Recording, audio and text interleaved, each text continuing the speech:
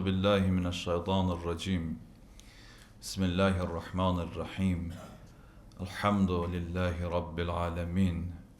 Bari'il halaiqi ecmaîn. Fatiris semavati vel aradîn. Vessalatu vesselamu ala habibihi ve hafizi sirrih ve mübellighi risalatih. Seyyidina ve nebiyyina tabibi kulubina ve şefii zunubina Ebil Qasim Mustafa Muhammed.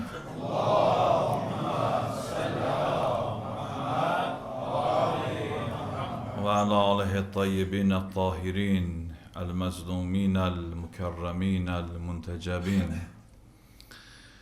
La siyyama baqiyetillahil azam ervahuna litirabi maqdemihil fida. Rabbi şrahli sadri ve yessirli emri vahlul uqdeten min lisani yefqahu qavli.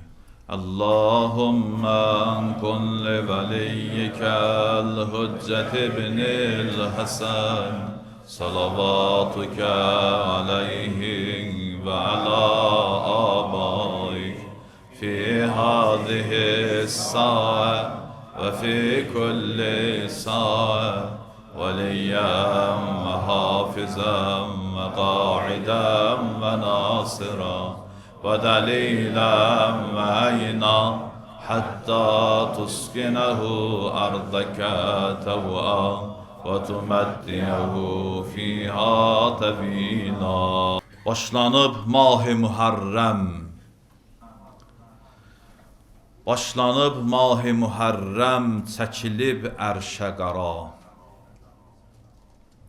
Yaralı sinüvə qurban ola hər əhli əza.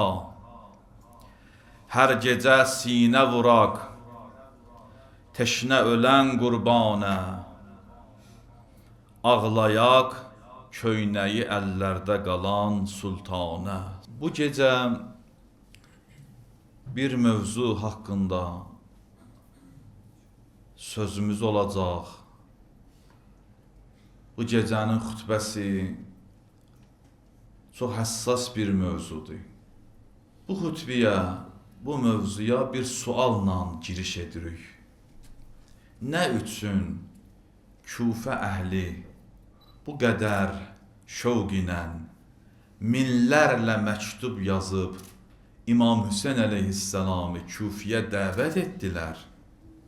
Sonra kömək etmədilər, hətta Həzrətlə döyüşdülər, vəziyyəti şəhid etdilər. Sual budur. Çox həssas bir mövzudur. Lazımı bir mövzudur. Nə üçün bu cür oldu? Bu mövzuya oxşar mövzular illər öncə biz danışmışıq. Ki, Vəhabilər, bu Sələfilər, bunların yaxşı işi yoxdur. Ən pis işləri, bu var pis, bir var ən pis. Ən pis işlərindən də biri şiələrə ittiham, böhtan atmaqdır.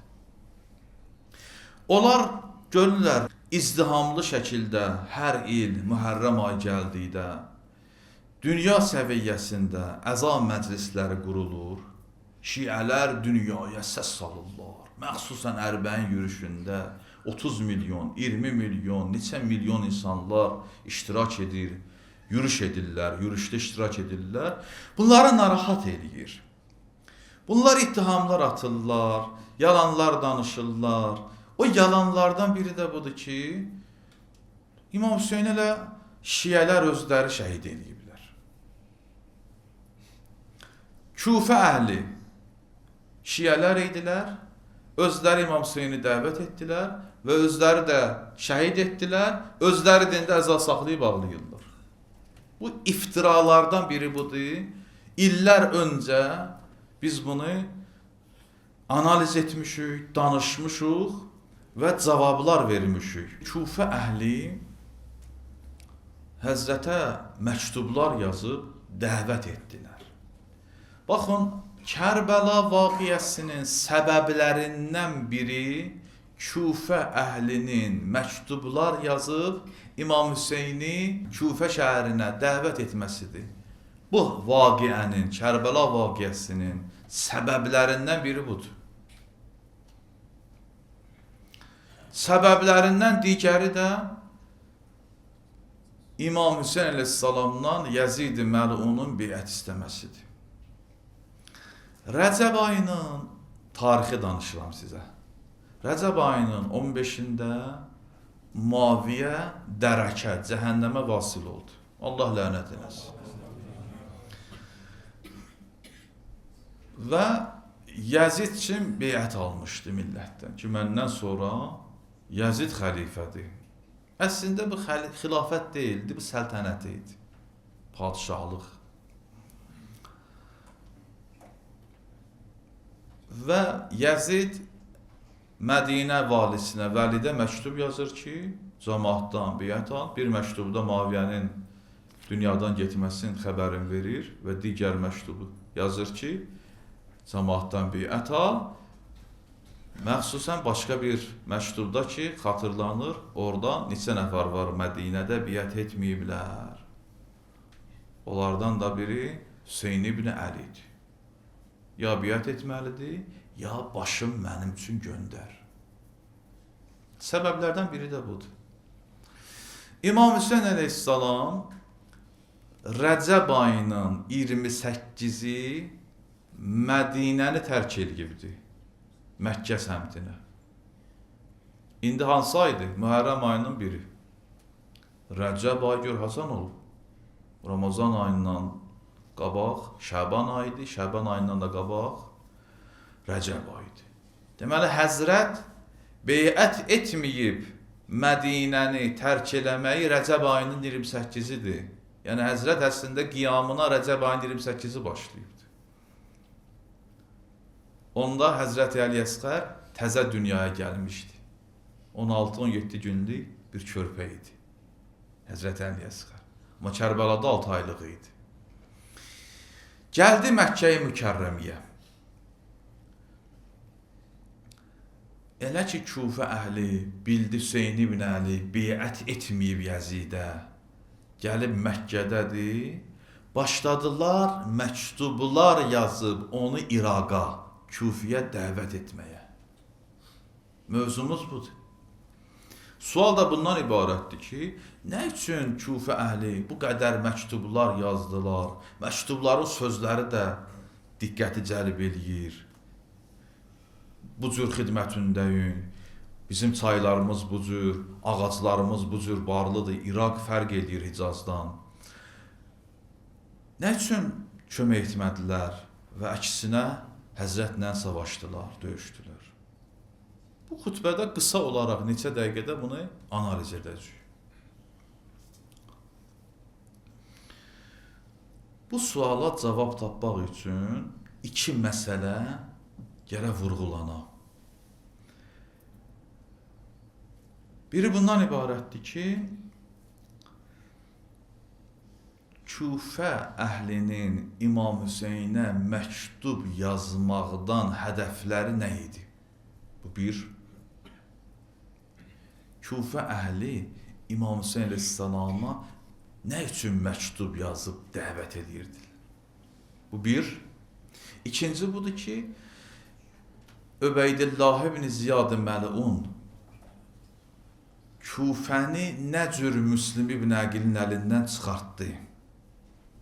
Kufə Müslimin əlində idi. 4000 insan Müslimlə beyət eləmişdi. 4000 qoşunla Müslim Kufənin sarayını mühasirə eləmişdi. İbn Ziyad heç bir kəs idi, suqut edirdi artıq, aradan gedirdi. İki məsələ gərək açıqlana. Biri budur ki, Kufə əhlinin imamə məktub yazmaqdan hədəfləri nə idi, istəkləri nə idi? İkinci məsələ bundan ibarətdir ki, İbn Ziyad nə etdi Kufəni ələ aldı? Hansı metodlardan istifadə elədi? Bu iki məsələ aydınlaşanda bu sualın cavabı aydın olacaq. Kufə əhli nə üçün imama kömək etmədilər? Bir halda ki, məktublar yazıb dəvət etmişdilər. Bu mövzunun, minbərin, xütbənin bir növrəsi idi, qoyuldu. İmam Hüseyn əleyhissalam ki, gəldi Məkkəyə, Birinci məktublar Ramazan ayının 10-unda yetişdi Küfədən. Həzrət Rəcəb ayında gəldi, hərəkət elədi 28-ində, öz doğum günündə, öz mövlud günündə yetişdi, Şəban ayının əvvəlində yetişdi Məkkə-i Mükərrəmiyə, Şəban ayının əvvəlinci günlərində. Ancaq məktublar Ramazan ayında başladı. Ramazan ayının 10-unda, mübarək Ramazan ayının 10-unda birinci məktublar gəldi. Nə az, nə çox, 12.000, diqqət edirsiniz, 12.000 məktub. Orta hesabla günə böləndə 600 məktub eləyir. Adama indiki elektronlu dövrdə, belə deyək, elektron dövründə bir neçə SMS ardıcıl gələndə narahat olur. Telefonuna səs gəlir, baxır, nə oldu mənim, nə xəbərdir bu? Elədir, amma gündə 600 məktub o dövrdə dərilərə yazılır, qasidlər at çapırlar, gətirirlər, verirlər. Ümumiyyətlə bu prosesi məktub nəhzəti kimi, məktub yazmaq qiyamı kimi tarixdə adlandırmaq olar. Misli yoxdur belə bir şeyin ki, bir nəfərə 12.000 məktub yazılsın, bir inqilab rəhbərinə, bir dahi insana, tarixdə ikinci nümunəni göstərsinlər, yoxdur. Bir adama 12.000 məktub yazılır hansısa tərəfdən, gözəl sözlərlə, vədələrlə dəvət edirlər ki, gəl, biz səni qəbul edirik, bizə lider ol, bizə rəhbər ol. Belə bir şey yoxdur. Əgər kimsə bilirsə, gətirsin, İslam tarixində, dünya tarixində göstərsin, belə bir şey varsa, biz ona hazırıq yaxşı caizələr, mükafatlar, hədiyyələr verməyə. Yoxdur belə bir şey. 12.000 məktub, hər gündə orta hesabla 600 məktub çatır. Məktublar cürbəcür, müxtəlif dəstələr və insanlar tərəfindən yazıldığı üçün təbiidir ki, bu məktub yazanların hədəfləri, istəkləri fərqli olacaq. İndi neçə dəstə Həzrətə məktub yazıbdı, onu xatırladaq. Birinci dəstə insanlar ki, İmam Hüseynə məktub yazırlar. Ümumiyyətlə, bu 12.000 məktub ki, yazılır müxtəlif dəstə insanlar tərəfindən 5 hissəyə bölünür, 5 dəstəyə. Hamı eyni adamlar olmayıblar, hamı eyni əqidədə olmayıblar, hamı eyni qəbilə olmayıblar. İlki dövrün dili ilə desək, hamı eyni siyasi partiyadan olmayıblar, hamı eyni xəttdə olmayıblar. Müxtəlif dəstələr tərəfindən Həzrətə məktublar yazılıbdır. Birinci dəstə insanlar ki, azlıq təşkil edirlər, həqiqi şiyələr. İllər öncə bu məsələni analiz etmişik. Küfə indiki kimi şiyə şəhəri olmayıb qədimdə. O dövrdə Küfədə az saylı şiyələr yaşayır. Şiyələr yaşayırdılar, amma indiki kimi yox. Az saylı insanlar, şiyələr, xalis şiyələr Həzrətə məktub yazıb Həzrəti Küfəyə dəvət etdilər. Kimlər? Həbib İbn Məzahir, Müslim İbn Ovsəcə kimi insanlar. Bunlar həqiqi şiyələr idilər və vəfa da etdilər və Kərbəlada şəhid oldular. Özlərin çətinliyi ilə Kərbəlaya çatdırdılar. Müslim, Həbib İbn Məzahir. İndi başqa şiyələr də var idi ki, indi məktub yazmasaydılar da, amma Hüseyn İbn Əliyə köməyə hazır idilər, Muxtar kimi insanlar və s. insanlar. Bunlar təzyiqlər altında idilər, zindanda idilər və s. Kərbəlaya gəlib çıxamayıblar.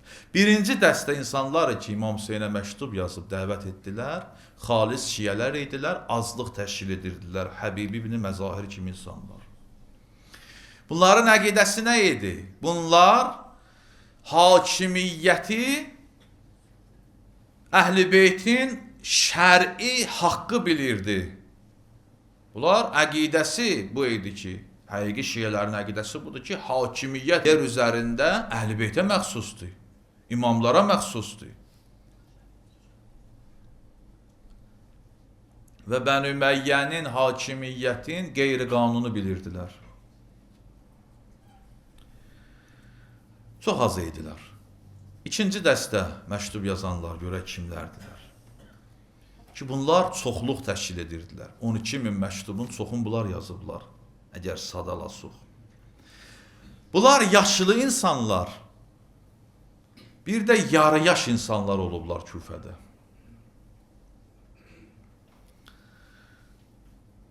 Bunlar nə istəyirdilər? Bunların istəyi nə idi? Bunlar şiə idilər? Yox.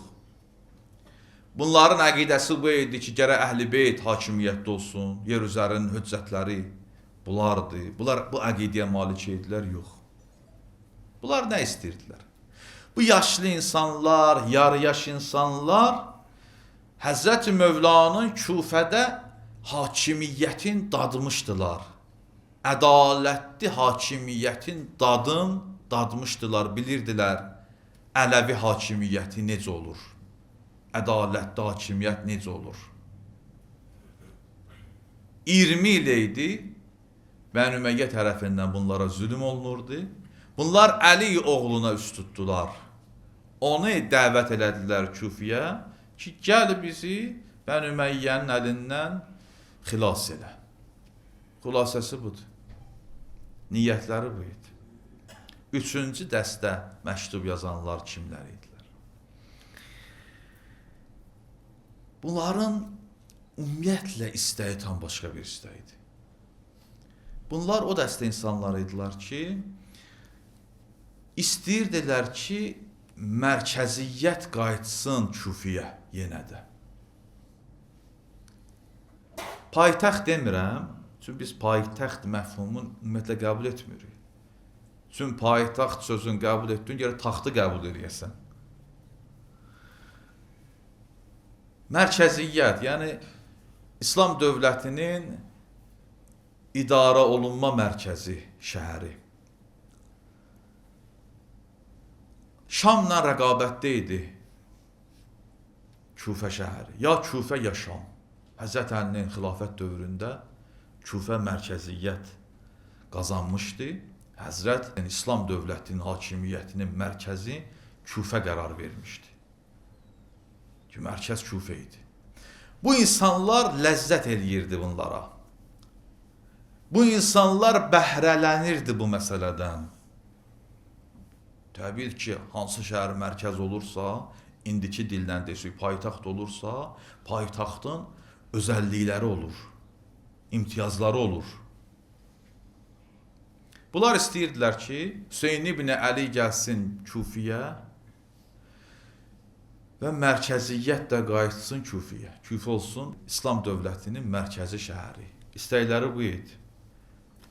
Elə bir rəhbər axtarırdılar ki, həmin o keçmiş mərkəziyyəti qaytarsın Küfiyə. Bunların din, Allah dərdi yox idi. Bunlar məsələn imam kimi qəbul etsinlər, desinlər ki, gəl ədalətli bir hakimiyyət qur, hakimiyyət sizin haqqınızdır, biz zülmə, Yəzidə etiraz edirik, yox. Bunların başqa fikirləri var idi. Növbəti dəstə məktub yazanlar qəbilə başçıları idi. Ərəblər hələ indinin özünə qədər İraqi əşirələr idarə edir. İraq nə üçün özünə gəlmir? Nə üçün İraqda Amerika müvəffəq olur? Gözəl mövzudur, siyasi ictimai bir mövzudur bu. Gərək analiz olunur. Çünki hələ qəbilə, əşirələr aktivdirlər. Qədimdə belə idi ki, məsələn, bir qəbilə var idi, neçə min əhalisi, neçə yüz əhalisi, indi balaca böyük qəbilələr var idi. Qəbilə başçısı nə deyirdisə, bütün qəbilə ona qulaq asırdı. Məsələn, qəbilə başçısı gəlirdi, İslamı qəbul edirdi, olurdu müsəlman, bütün qəbilə də olurdu müsəlman. Yallah, hamınız müsəlmansınız bu gündən etibar. Qəbilə başçısı İslamı qəbul etmirdi, bunlar da qəbul etmirdilər. Çox az olurdu ki, içindən o ayıq insanlar çıxsın, desin, mənə sən cəhənnəmə gedirsən, məsələn, bu söz mənimdir. Biz sənə niyə qulaq asmalıyıq əqidəmizdir? Çox az olurdu belə şeylər. Növbəti məktub yazan insanlar qəbilələrin başçılarıdır. ki, Ərəbistanda o dövrdə, İraqda, indi də hazırda da var, nüfuza malikdilər. Hətta xarici qüvvələr belə İraqda gələndə onlarla görüşürlər. Onlara maliyyə ayırırlar. Çünki lazım olanda onlar kömək edir onlara. İsraillə əl olanlar var içində. Xülasə xəyanət edənləri var içində. Amerikan adamları var içində. Baxmayaraq ki, əşirə başçısıdır. Var belə insanlar. Bunlar nə istəyirlər? Qəbilə başçıları nə istəyər? Hakimiyyət, ağsaqqallıq. Var ha belə insanlar. Cəmiyyət içində var. Ağsaqqallıq üçün əldən gedərlər. Heç bir bacarığı yoxdur, potensialı yoxdur, düşüncəsi yoxdur. Amma deyir, mən olum ağsaqqal. Məclislərdə, məhvillərdə, kətdə, qohum-əqraba arasında ağsaqqal mənəm, həmişə mənə yer ayrılmalısınız, mən böyük qardaşam, mən nəslim, mən böyüsüyəm. Düzdür, yaşda böyüksən, amma başda yox. Yoxdur səndə o bacarıq. İndi sənə hörmət eləyirlər, sən də bu hörmətdən, böylükdən sui-istifadə eləmə. Cavanlara dəyər ver, yer ver, qulaq as. Bunlar ağsaqqallıq istəyirdilər, diqqət istəyirlər, riyasət istəyirlər, rəhbərlik istəyirlər. Yaxşı, bunlar kimlər? Məsələn, Şəbəs kimi adamlar. Bunlar da İmam Hüseynə məktub yazıb, dəvət elədilər. Bunlar adətən zalimlərin tərəfdarı olurlar, belə insanlar. Şiyə döyürdülər bunlar. Bunlar qüdrət istəyirdilər. Bunlar qüvvə istəyirlər.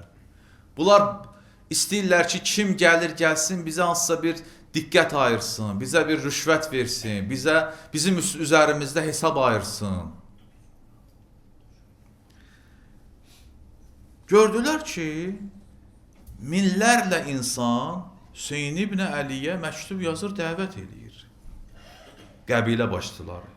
Yaxın gələcəkdə Hüseyn ibn Əli gələcək, Küfədə hakimiyyət quracaq. Biz əgər məktub yazmasıq, qalacaq kənarda.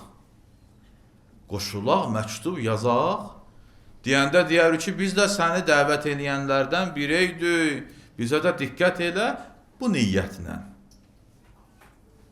Bu məktub yazanlar sırasına qoşuldular.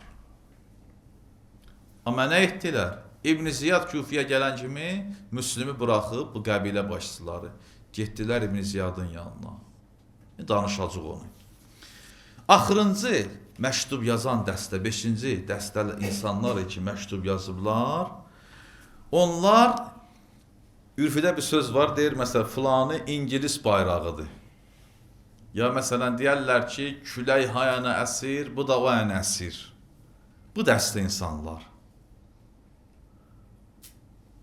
Bunlar görürlər ki, hamı məktub yazır. Həsrə, bürün, eldən, sürün prinsipinə əsaslanaraq, bunlar da yazırlar ki, bəli, biz də yazırıq. Biz niyə yazmıyıq? Biz eldən geri qalmarıq. Bədbəxt insanlardır bunlar. Bunların da əqidəsi yox idi, Hüseyn ibn Əli kimdir, kimə qarşı qiyam eləyibdir, bu gəlsə neyniyəcək?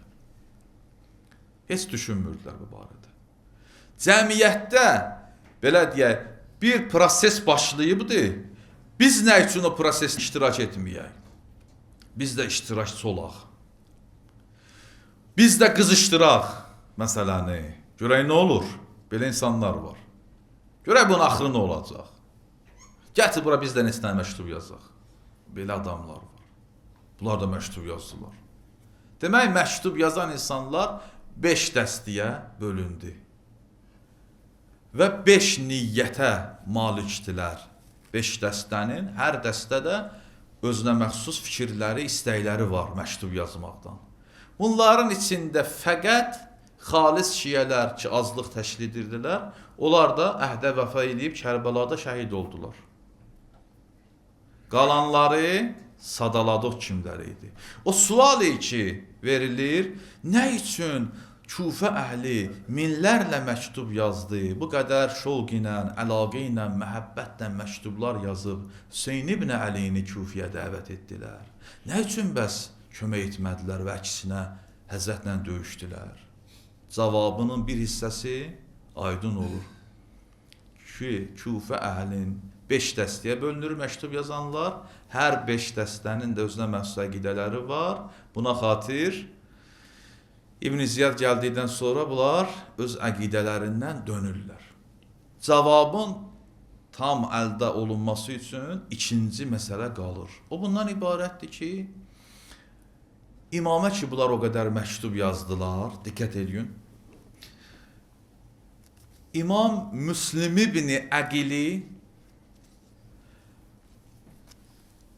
özünün rəsmi nümayəndəsi kimi Kufə səmtinə göndərdi, Kufiyə göndərdi. Müslim ibn Əqil böyük şəxsiyyətdir. Əzəmətli bir insan olubdur. Şücaətli bir insan olubdur. Müslim ibn Əqil kimdir? Müslim ibn Əqil, Əqilin oğlu. Əqil kimdir? İmam Əlinin qardaşıdır, Əbu Talibin oğludur. Müslim, İmam Hüseyin Aleyhisselamın doğma əmisi oğludur. Və İmam Hüseyin Aleyhisselamın bacısının əridir, həyat yoldaşıdır. Həzrəti Əli Aleyhisselamın qızının həyat yoldaşıdır. Bu qədər ki, məktub yazıldı, Həzrəti Kufiyə dəvət etdilər. Həzrət rəsmi şəkildə Müslim ibn Əqili öz nümayəndəsi olaraq Kufiyə göndərdi. Parantez açıram burada. O bundan ibarətdir ki, məgər Hüseyin ibn Əli Kufə əhlini tanımırdı ki, atasına necə vəfasızlıq etmişdilər. Məgər Hüseyin ibn Əli Kufə əhlinin qardaşı İmam Həsən-i Müstəbaya etdiyi xəyanətləri unutmuşdu? Xeyr. Və nə üçün bu addım atdı? Həzrət bu addım atmalı idi. Minlərlə insan, zahirdə müsəlman, Yəzidə qarşı çıxırlar və imamı imam olaraq dəvət edirlər. Həzrət rədd edə bilməz. Parantezi bağlayıram. Müslim ibn Əqili göndərdi Kufiyə.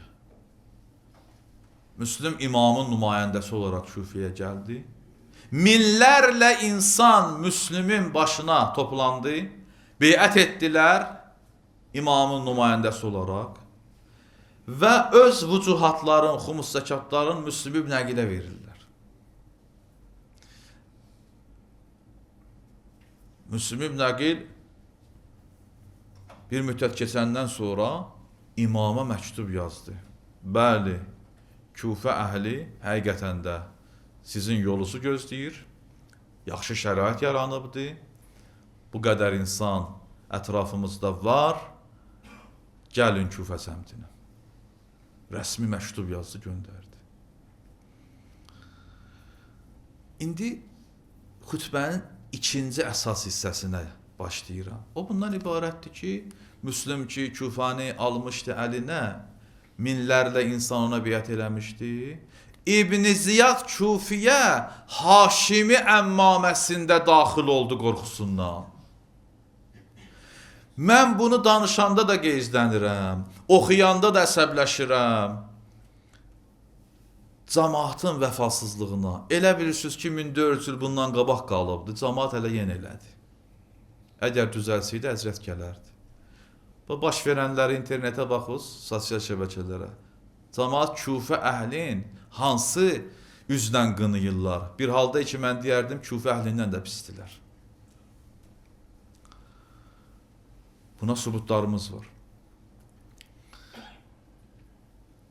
İbn Ziyad xəbər çatdı Yəzidə ki, bu cürdür vəziyyət. Yəzid-i Məlun İbn Ziyadı göndərdi Kufiyə.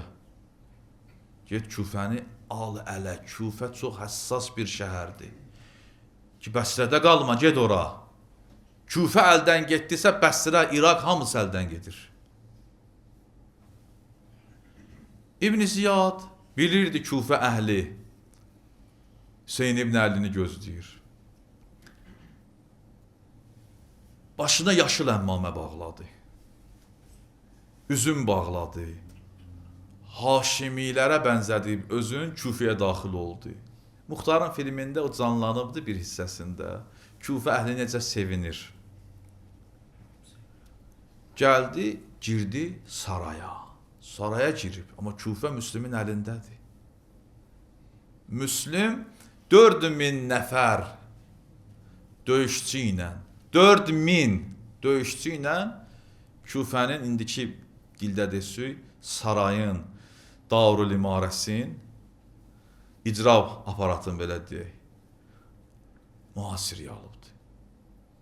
Görə İbn Ziyad hansı işləri elədi ki, Küfə Müslümü tək qoydu? Birinci, psixoloji siyasət.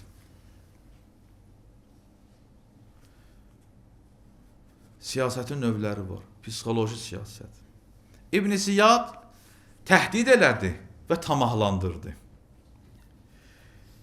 Birinci çıxışında dedi ki, hər kəs itaət eləsə məndən, ona atasından da mehriban olacam. Hər kəs itaatsizlik etsəm, onu qılıncdan keçirdəcəm. Şam qoşunu yoldadır. Siz elə bilirsiniz ki, mən qoşunsuzam. Əsas o panikalardan, şayələrdən ki, cəmaati Müslümin başından dağıtdı. Şam qoşunu. Elə bir şayələr yaratdı. İbn Ziyad Küfədə pullar verirdi, xərcləyirdi. İndi necə, məsələn, pullar verirlər, sosial şəbəkələr, telekanallar işlədirlər. Hər dövrün bu metodu olub, təbliğat metodları, əks təbliğat metodu olubdur. Pullar xərcləyirdi. Qasidlər, şayələr yaradırdılar. Şəhərdə o münafiqlər, nifaq yaradan insanlar, nüfuz edən insanlar var idi. Şam qoşunu gəlir, neçə min nəfəri Şam qoşunu gəlir və s. İlaxır bu panikalarla, psixoloji cəhətlərlə, qorxudmaqla Müslümin ətrafından o qoşunu dağıtdı. Tarix yazır ki, cavan gəlinlər, qadınlar gəlirdilər, öz həyat yoldaşların sürüyə aparırdılar ki, Şam qoşunu gəlir. Analar çıxıb öz uşaqların Müslümin ətrafından aparırdılar, salırdılar, evə bağlayırdılar ki, Şam qoşunu gəlir.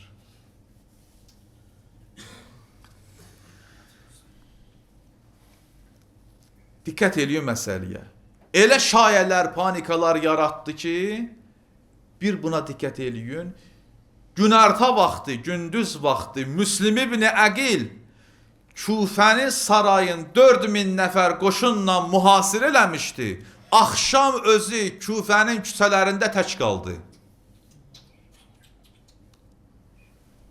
Bizlər deyərlər, adamın bağrı çatlayır az qalır. Dəhşətdir Allah. Birinci nə oldu? İbn Ziyad psixoloji siyasətdən istifadə elədi, şayələr yaydı, qorxutdu, tamahlandırdı və s. İkinci, ictimai siyasi fəaliyyət. Siyasətin ictimai təsirlərindən istifadə elədi. Qəbilə başçılarını topladı, yaxşı pullar verdi onlara. İndiki də o cürdür ya, bu partiya başçıları var, hərə bir partiya açıb oturub güya müxalifdirlər. Pullar alırlar. Xaricdən də alırlar, daxildən də alırlar. Qəbilə başçılarını çağırdı.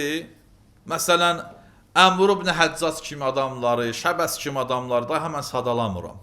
Yaxşı rüşvət verdi onlara.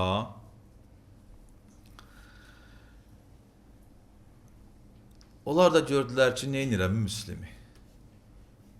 Neynirəm Müslümi? Pul buradadır, vəzifə buradadır, məqam buradadır, dünyam buradadır. Çünki bunların əksəriyyəti imansız insanlar idilər. Yaxşı rüşvətlərlə İbn Ziyad bunları aldı ələ. Yenə təkidlə deyirəm, bir qəbilənin bir başçısı gedməyi bir nəfər dördü ya. Yüzlərlə, minlərlə insanı gedməyi deməkdir. Məsələn, bir qəbilə başçısı gedir, sazış eləyirsə rüşvət alırsa, çəkilirsə Müslümin ətrafından, ən azından neçə yüz nəfər adam çəkilir. Bu deməkdir. Üçüncü işi İbn Ziyadın görək nə olubdu? Üçüncü işi bu idi ki, o zamanda ərəblər təkəbbürlü olurlar. Bunu xatırladım. Ərəblər özlərin başqa millətdən üstün bilirdilər. Özlərinə sığışdırmırdılar ki, məsələn, geçsinlər, dəmirçi işləsinlər. Məsələn, dərzilik eləsinlər. Hansısa bir sənətə yiyələnsinlər, sənətkar olsunlar. O dövrdə, o zamanda cəmaət əsasən iki məsələ ilə dolanırdılar. İkisi də dövlətdən, hakimiyyətdən gəlirdi. Biri nağd pul idi, buna deyirdilər əta. Məsələn, hər hansı bir adla o vaxtı əta deyirdilər. İndi məsələn, pensiya deyək, hüquq deyək, nəsə deyək, sosial yardım deyək, nəsə verilir. O dövrdə onun adı əta idi. Hər ay insanlara pul verilirdi, nağd pul. İkincisinə deyirdilər cirə. Cirə nə idi? Cirə məsələn taxıl verirdilər, xurma verirdilər, nə bilim, ərzaq verirdilər. O dövrdə əsas nə idi? Xurma idi, buğda idi, arpa idi, lərcə idi, paxılı idi, belə şeylər. Ərəblər əsasən bu cür dolanırdılar. Özlərinə sığışdırmırdılar, gedib məsələn başqa millətlər kimi dəmirçilik eləsin, dərzilik eləsin, dolansınlar, yox, məsələn at saxlasınlar, satsınlar, at əhəlləşdirsinlər, satsınlar, pul qazan, belə işlər eləmirdilər. Əslində bu məsələ hakimiyyətə sərf eləyirdi. İstənilən hakimiyyətə. Çünki cəmiyyət birbaşa hakimiyyətdən asılı idi. Birbaşa hakimiyyətin əlinə baxırdı. İstər nağd olaraq, pul kimi, istərsə də taxıl kimi və s. cins kimi, mal kimi. Hakimiyyətlərə bu sərf edirdi. Hakimiyyətlər zəif nöqtə kimi bundan yaxşı istifadə edirdilər. İbn Ziyad da bu cür elədi. Gəldi, dedi, hər kəs Müslümin yanındadırsa, hökumətdən, dövlətdən nə alırsa, istər əta pul, istərsə də məsələn o cirə, taxıl kəsiləcək, təhdid elədi. Hər kəs mənim yanıma gəlsə, çoxalacaq. Ərəbə bunu demək olar. Hələ indi də bu cürdür də. İndi hakimiyyət sürünə-sürünə xalqı saxlayır, belə deyək. Hakimiyyət xalqı süründürür, bir çoxları yenə tərif edir. Hakimiyyət nefti, qazı talan eləyir, millət pis vəziyyətdə yaşayır, bir çoxları yenə yaltaqlanır. İndi o ki qaldı, çoxaltsa nə eləyər? Bu da məsələ idi dedimdə. Demək, İbn Ziyad üç vasitə ilə istifadə elədi, milləti Müslümin başından dağıtdı. Demək, sual, birinci məsələ ki, xütbiyyə sualından başlamışdıq, o aydın olur. Nəticə alır amma. Xütbənin xülasəsini sizə bir kəlmədə deyim. Sualı bundan ibarət idi. Nə üçün Küfə əhli minlərlə insan şovq ilə, əlaqə ilə, məhəbbətlə məktub yazıb Hüseyn ibn Əlini dəvət elədi? Amma sonra kömək etmədilər. Əksinə döyüşdülər, şəhid etdilər. Bunun cavabını dedi, bilmək üçün iki məsələ yerə aydın ola. Məktub yazanlar kimlər olublar, hansı niyyətə yazıblar? Hədəflər, istəkləri nə olubdu? İzah olundu ki, müxtəlif dəst insanlar yazıblar, müxtəlif istəklərə əsasən. İkincisi nə oldu? İbn Ziyad Küfə əhli necə Müslim ibn Əqilin başından dağıtdı? Bu da rol oynayır da. Bunlar məktub yazmışdılar, bəli, Müslümin də yanında idilər. Əsas bura. Məktub yazmışdılar, bəli. İbn Ziyad hətta Küfəyə gələnə qədər də Müslümin ətrafında idi bunlar. Psixoloji cəhətdən, ictimai cəhətdən və iqtisadi cəhətdən, iqtisadi siyasi cəhətdən hiləgərlik elədi, Müslümi ətrafından insanları dağıtdı. Müslim qaldı Küfədə qərib.